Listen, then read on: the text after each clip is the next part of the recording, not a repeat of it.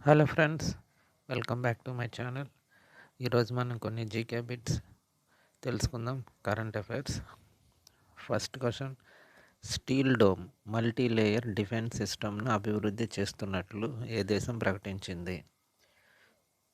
Türkiye. Second question: 2025-26 సంవత్సరానికి భారతదేశం ఏ దేశ విద్యార్థులకు 1000 ఈ స్కాలర్షిప్లను అందించింది? ఆన్సర్: ఆఫ్ఘనిస్తాన్.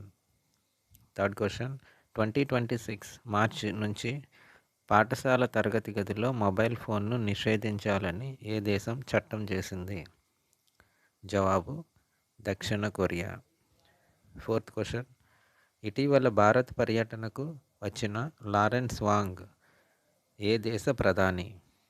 జవాబు: సింగపూర్.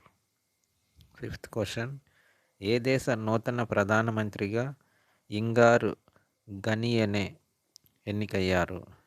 జవాబు: లిథువేనియా.